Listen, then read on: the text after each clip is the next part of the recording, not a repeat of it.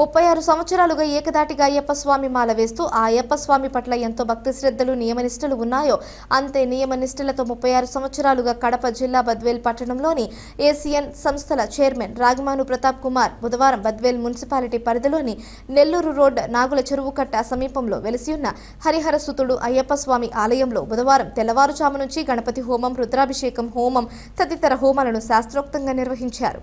అనంతరం ఉదయం 9 గంటల నుంచి అయ్యప్ప మాల ధరించిన అయ్యప్ప మాలదారులకు భక్తి శ్రద్ధలతో ఇరుముడులను కట్టించి ఏకదాటిగా 36వ గురుస్వామి రాగిమాను ప్రతాప్ కుమార్ అయ్యప్ప స్వామి ఇరుముడి కట్టుకొని అయ్యప్ప స్వామి భక్తులతో కలిసి 4 రోడ్ల కూడలి వరకు పాదయాత్రగా బయలుదేరారు. ఆ శబరి గిరీశుడు కొలువైనటువంటి శబరిమల కొండకు ఇరుముడితో బయలుదేరుతున్నారు.